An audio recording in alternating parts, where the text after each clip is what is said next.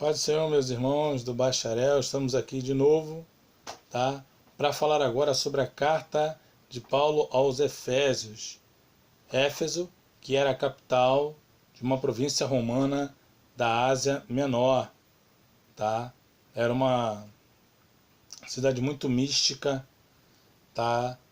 Devota de Diana, tá? Uma deusa grega, e mexiam com feitiços, né, com magias, tanto que se você ler Atos 19, quando eles se convertem, eles queimam os livros de magia e de feitiçaria. E aí vai ter aquele problema com Demétrio lá e tudo, né, em Atos 19. Mas ele escreve essa carta aqui para doutrinar a igreja de Éfeso, tá? Ele vem com doutrinas importantíssimas, tá? Por exemplo, salvação pela graça, ele fala sobre a predestinação, ele fala sobre a armadura de Deus, né? Coisas importantes que nós precisamos aprender, né? Coisas importantes aí, e com o tempo a gente vai aprendendo. A data da carta, ela é uma das epístolas da prisão. Paulo estava preso quando escreveu. São 4 cartas que nós chamamos de epístolas da prisão. Efésios, Filipenses, Colossenses, Filemon. Essas 4 cartas aí, tá? Ele escreveu da prisão. Ok? Ele estava agrilhoado a um soldado romano, que é de onde ele olha e tira a ideia da armadura de Deus, né? Da armadura de Deus. Eu gosto muito da carta de Efésios também, que tem muitas coisas ali que falam os nossos corações, principalmente, né, nos dias de hoje. Né? Principalmente nos dias de hoje. Bom, então, começando, eu vou ler a carta aqui, tá, que foi deixada pelo apóstolo Paulo. Ele diz: Paulo, apóstolo de Cristo Jesus, pela vontade de Deus, aos santos e fiéis em Cristo Jesus que estão em Éfeso. A vocês, graça e paz da parte de Deus nosso Pai e do Senhor Jesus Cristo. Saudou. Ele começa: Bendito seja o Deus e Pai de nosso Senhor Jesus Cristo, que nos abençoou com todas as bênçãos espirituais nas regiões celestiais em Cristo Jesus. Porque Ele nos escolheu antes da criação do mundo para sermos irrepreensíveis em Sua presença. Em amor nos predestinou para sermos adotados como filhos por meio de Jesus Cristo, conforme o bom propósito da Sua vontade, para o louvor da Sua gloriosa graça, a qual nos deu gratuitamente no amado. Nele temos a redenção por meio de seu sangue, o perdão dos pecados, de acordo com a riqueza da sua graça, a qual ele derramou sobre nós com toda a sabedoria e entendimento. Nele fomos também escolhidos, tendo sido predestinados conforme o plano que faz todas as coisas segundo a sua vontade, a fim de que nós, os que primeiros esperamos em Cristo, sejamos para louvor da sua glória. Então ele fala sobre a predestinação, que Deus escolheu alguns, tá? Para serem predestinados à salvação, tá? Ele escolheu, como ele mesmo diz em Gálatas 1,15, eu fui escolhido do ventre da minha mãe, tá? Predestinado, ele já predeterminou o destino da pessoa, tá? Antes da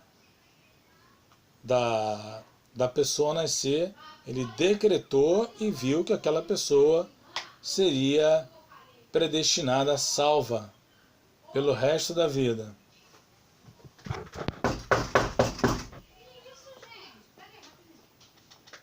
pelo resto da vida, tá? Então, ele, quando fala que fomos predestinados segundo a riqueza da sua graça, é que ele, no seu beneplácito, sua boa vontade, me escolheu dentre uma multidão de pecados, de pecadores, foi me escolhendo, tá, aqueles que herdariam a salvação, predestinação. Você pode até não concordar com a predestinação, mas você não pode negar que ela exista na Bíblia, tá? Está na Bíblia. Deus nos predestinou antes da fundação do mundo para sermos eleitos, tá?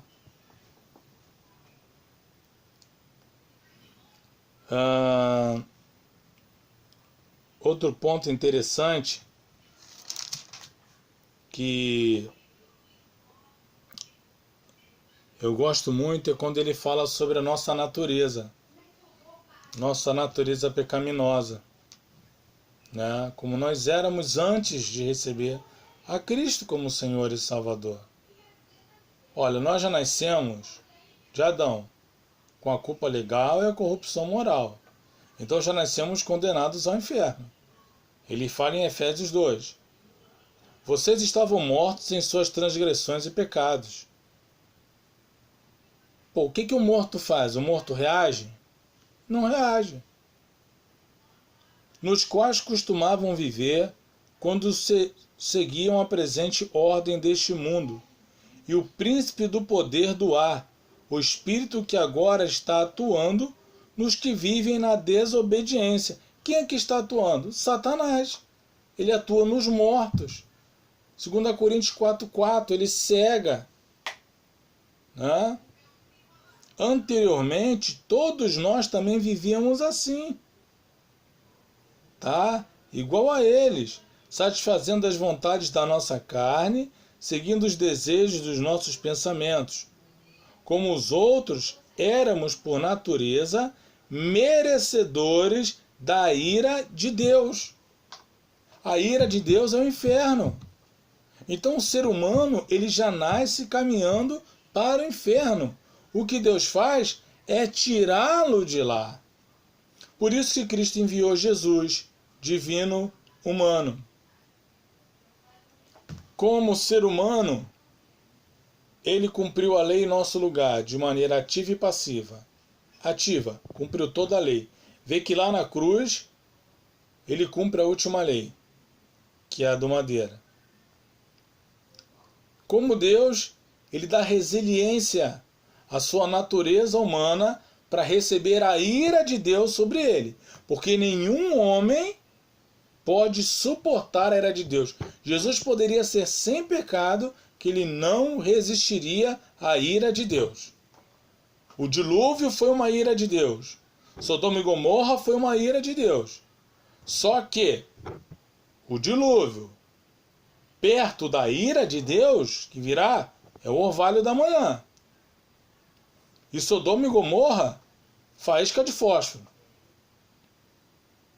O que Cristo sofreu foi o inferno de cada um de nós. Tá? De cada um de nós. E Deus fez isso por sua misericórdia e graça. Ele fala aqui no 4, ó. Todavia, Deus que é rico em misericórdia, pelo grande amor com que nos amou, deu-nos a vida com Cristo, quando ainda estávamos mortos em transgressões. Pela graça, favor imerecido, um presente para quem não merece, fomos salvos. Deus nos ressuscitou com Cristo, nos deu vida, regenerou nosso coração. Coração de pedra, morto, virou um coração de carne. E você se arrepende dos seus erros. Eu sou um pecador. Eu não queria ser assim.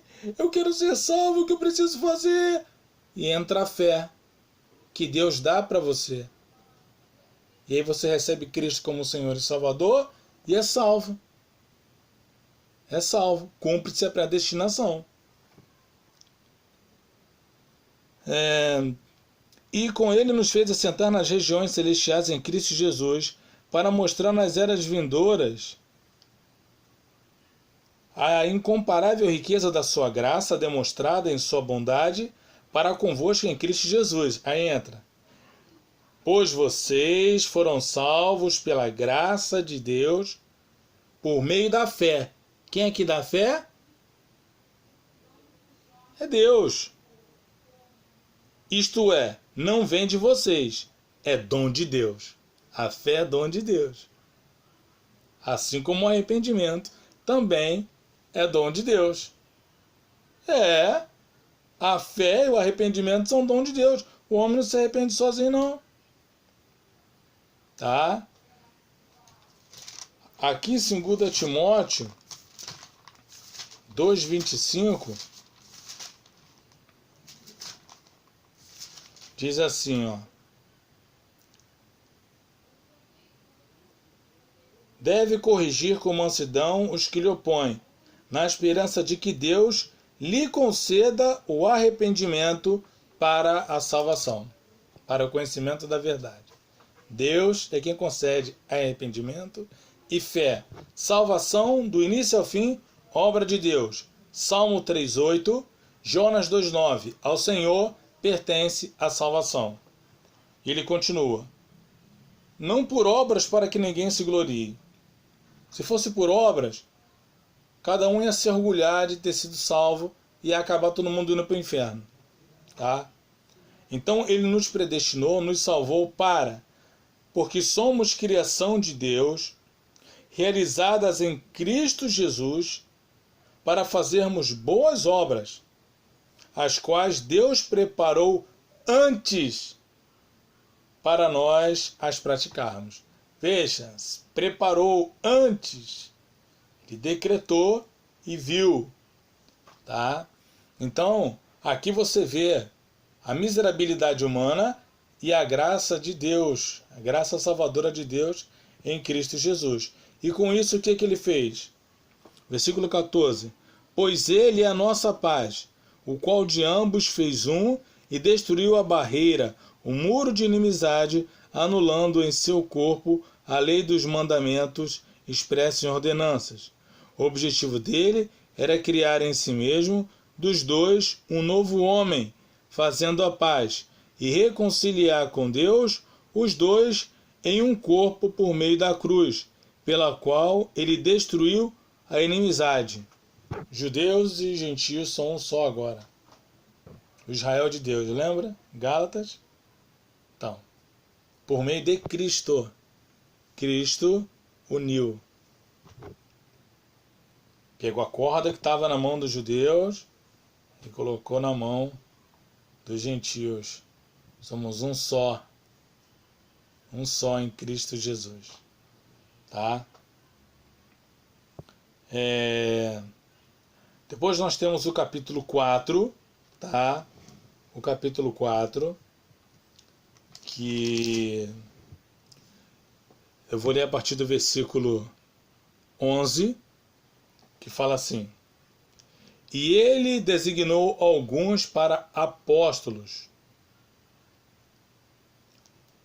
Hoje, nós não temos mais apóstolos, no sentido dos apóstolos da época de Cristo. Não temos. Me desculpe se você é um apóstolo ou uma apóstola. Enfim, não tem. Sabe por quê? As credenciais de um apóstolo,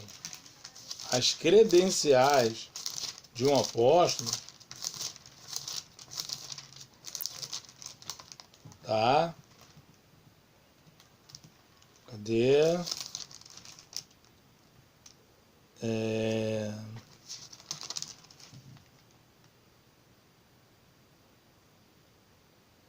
Tá aqui, ó.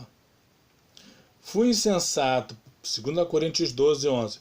Fui insensato, mas vocês me obrigaram a isso. Eu devia ser recomendado por vocês, pois em nada sou inferior aos superapóstolos. Tinha lá um grupinho de apóstolos judaizantes. Embora eu nada seja, as marcas do meu apostolado, sinais, maravilhas e milagres foram demonstradas entre vocês com perseveranças. Sinais, milagres e maravilhas. Você é apóstolo? Traz aqui o indivíduo que tem a mão mirrada. Estica a mão. Traz esse pessoa que tem problema aqui de mongolice para cá. Traz a pessoa mongoloide. Ora por ela. Voltou ao normal. Esse cadeirante, levanta em nome de Jesus. Esse é o apóstolo. Tá? O apóstolo ele era marcado pelos milagres, sinais, prodígios.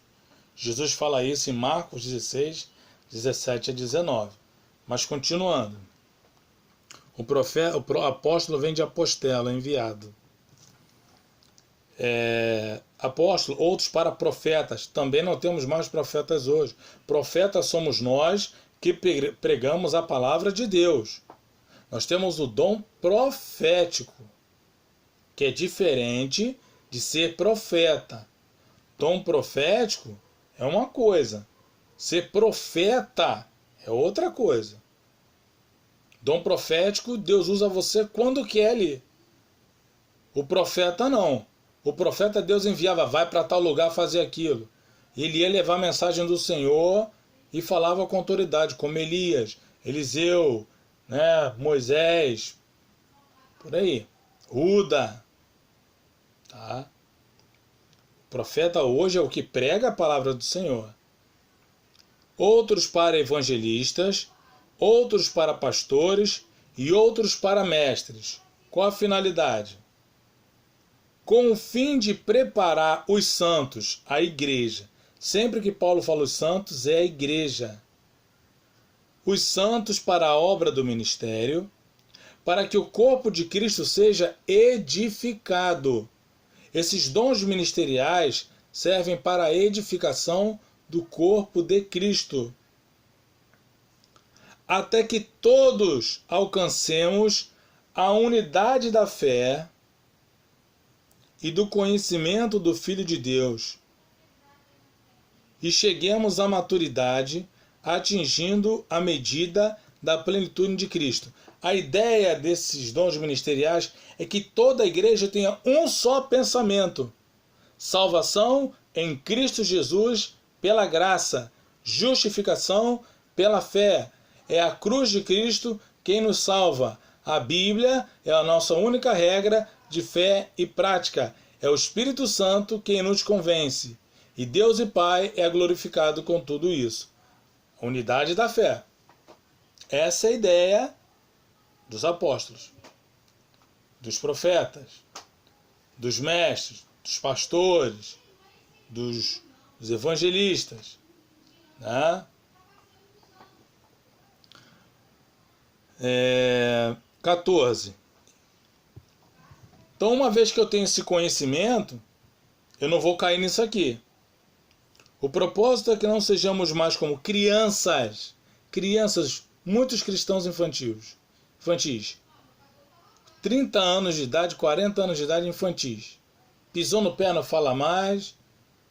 Mandou uma mensagem no zap, a pessoa demorou a responder, exclui. Sabe, é uma bobagem. Nem perder meu tempo com isso. O propósito é que não sejamos mais como crianças, levados de um lado para outro pelas ondas, nem jogados para cá e para lá por todo o vento de doutrina e pela astúcia e esperteza de homens que induzem ao erro.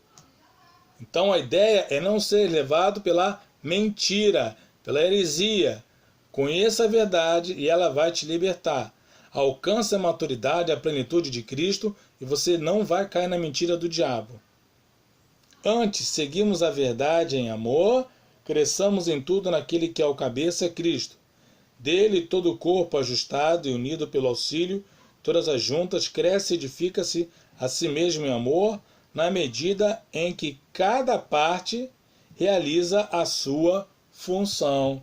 Crescemos juntos em Cristo Jesus. Tá? O 5, o 5, tá? Tem uns textos aqui que a gente tem que tomar cuidado com os hereges, que ele fala assim, ó: porque vocês eram trevas, mas agora são luz no Senhor. Vivam como filhos da luz, pois o fruto da luz, capítulo 5, versículo 9, consiste em toda bondade, justiça e verdade. E aprendam a discernir o agradável ao Senhor. Não participe das obras infrutíferas das trevas. Antes, exponham-nas à luz. Nós, como pregadores e mestres, temos que expor as heresias. As heresias devem ser expostas. O povo precisa conhecer a verdade. A igreja precisa conhecer a verdade. Tá? Porque aquilo que eles fazem oculto, até mencionar, é vergonhoso. Então tem que alertar a igreja, tem que falar mesmo. Ah, vou fazer um culto aqui porque a igreja vai ficar assim. Coisa nenhuma. Falar um culto de seita. E aí, sabe, falar e mostrar, abrir os olhos da igreja. Essa é a nossa função como ministros. Mas tudo o que é exposto pela luz torna-se visível, pois a luz torna-se visível todas as coisas, viu? Exponham a luz da palavra de Deus essas heresias e vejam se elas não são seitas. Vá lá, exponham lá a luz. Por isso é que foi dito: desperta tu que dormes, levanta-te dentre os mortos e Cristo resplandecerá. Viu? Desperta. Vamos, igreja, vamos despertar. Enquanto a gente está aí na letargia, o diabo está trabalhando dia e noite para acabar com a igreja. Ele está há 2000 anos tentando acabar com a igreja e não consegue. Porque a igreja é do Senhor, ela é lavada e remida pelo sangue do Cordeiro, ela avança. Mas nós precisamos expor essas heresias, esses enganos. Precisamos expor, à luz da Bíblia, todas essas doutrinas ensinadas para ver se de fato ela é uma igreja autêntica ou se é uma seita. Se ela serve a Cristo de verdade ou só uma seita. Tá? Agora você tem aqui os deveres dos maridos conjugais. Por favor, não quero nenhum tipo de confusão. Mulheres, sujeitem-se cada uma a seu marido como ao Senhor. Acabou o feminismo aqui, tá? Acabou o feminismo aqui. Pois o marido é o cabeça da mulher. Acabou o feminismo aqui. Acabou. Ele não é o cabeça, ela não é a cabeça, nem é o pé. Ela foi tirada daqui para ficar debaixo. Protegida pelo marido. Não pode parar com esse negócio de feminismo. Assim como a igreja está sujeita a Cristo, também as mulheres estão sujeitas em tudo a seus maridos. Maridos, ame cada um a sua mulher, assim como Cristo amou a igreja e entregou-se por ela para santificá-la, tendo-a purificada pelo lavar da água mediante a palavra de Deus, e para apresentá-la a si mesmo como uma igreja gloriosa, sem mancha, nem ruga ou coisa semelhante, mas santa e inculpável. Da mesma forma, os maridos devem amar cada um a sua mulher como o seu próprio corpo. Quem ama a sua mulher, ama a si mesmo. Além do mais, ninguém jamais odiou seu próprio corpo. Antes, o alimenta e dele cuida, como também Cristo faz com a igreja, pois somos membros de um só corpo. Por essa razão, o homem deixará pai e mãe e unirá sua mulher, e os dois serão uma só carne. Ponto. O homem tem que cuidar da mulher como ele cuida de si mesmo. Se ele gosta de andar bem vestido, a mulher dele tem que andar bem vestida. Se ele gosta de comer bem, a esposa tem que comer bem. Tá? Se ele gosta do melhor, tem que dar o melhor para a esposa também. Se ele gosta de respeito, tem que respeitar a sua esposa também. Aí a mulher lhe deve submissão. Se o marido não faz nada disso, ele é um tirano. E lugar de tirano é na cadeia. Tá? É na cadeia. O homem não deve bater na sua esposa. O homem deve amá-la, deve cuidá-la, tá? Que ela veio daqui, ó, e você tem que abraçar, né? Os casais, namorados, mantém a posição. Os noivos também, mantém a posição aí. Espera casar. Tô falando para os casados. Namorem, façam amor, vivam a vida de vocês tranquila, com os filhos, família, um respeitando um ao outro. A mãe ajunta a ninhada todinha lá, ó, pá. Aí vem o pai e dá, ó, passa o laço e dá um nó. O nó não pode ser apertado nem frouxo, tem que ser certinho para que tudo fique bem ajustado. Não é verdade? Né? Tá? O último ponto, que é a armadura de Deus. Tá? E vamos finalizar aqui. Finalmente, fortaleçam-se no Senhor e no seu poder. Vistam toda a armadura de Deus para poderem ficar firmes contra as ciladas do diabo. O diabo não é bobo. Tá? Pois a nossa luta não é contra seres humanos, mas contra os poderes e autoridades, contra os dominadores e deste mundo de trevas, contra as forças espirituais do mal nas regiões celestiais. Por isso, vistam toda a armadura de Deus para que possam resistir o dia mal. O dia mal vai chegar, hein? Se não chegou, vai chegar. Quem já passou sabe. Quem não chegou, vai chegar, hein? Então se prepare. Depois de terem feito tudo, assim mantenham firmes, cingindo-se com o cinto da verdade. Cinturão da verdade. O cristão tem que andar com a verdade. Tá? Vestindo a couraça da justiça. A couraça é um peitoral de aço e protege o coração. Tá? Não diz lá em Provérbios 4, 25, de tudo que você tem que guardar, guarda o teu coração. É ali que o diabo vai atacar.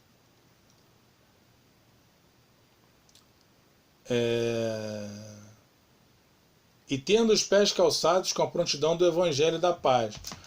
A sandália romana tinha uns preguinhos assim, sabe? Para eles prenderem na grama e não escorregarem. Então era firme. Então o cristão tem que estar firme diante do duelo. Então eles têm que estar calçando o evangelho da paz.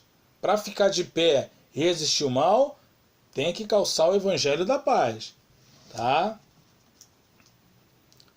Além disso, use um escudo da fé. O escudo da fé era um escudo de corpo, com a camada de couro, que eles enfiavam dentro de um barril d'água, e quando alguém dava um tiro, um disparo flamejante, eles botavam o escudo, a flecha vinha flamejante, extinguia, tá? Cadê o outro? Use o escudo da fé, com o qual poderão apagar todas as setas inflamadas do inimigo. Usem um capacete da salvação. Mantenham a mente de vocês na salvação. A salvação em Cristo Jesus. Cristo Jesus vem desânimo, depressão, ansiedade, tudo isso. Mas Jesus é o meu Salvador. Deu a vida por mim. Ele cuida de mim. Ele é minha salvação. Ele é minha vitória. Ele é meu baluarte. Jesus. Mantenha a mente sempre voltada em Jesus. Porque mente vazia, oficina do capeta. Tá? Para manter a mente, o capacete, a mente cheia de Cristo, tem que se alimentar da palavra todos os dias. Tá?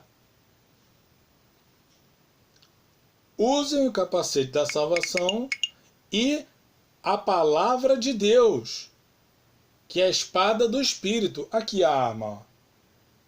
Os soldados romanos usavam uma espada, era um gládio. A empunhadura dela cabia certinho na mão. Aí você tinha um pomo, que era uma bola aqui, e a guarda aqui, e a lâmina era larga e curta. Servia para aparar e para estocar e cortar. Então ela era tanto para defesa e para ataque. Em Provérbios 30, verso 5, diz que a palavra de Deus é um escudo para todos aqueles que nela confiam. Ó, defesa. E ela também é para o ataque. Como foi que Jesus venceu o diabo no deserto? Com a palavra de Deus. Tá?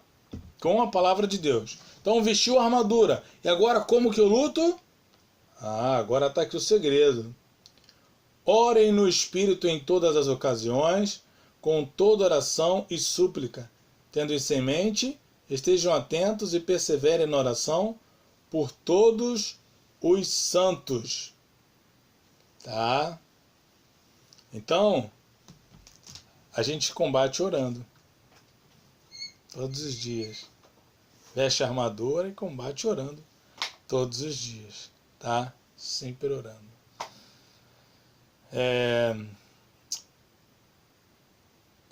Qual é mais importante, oração ou a palavra?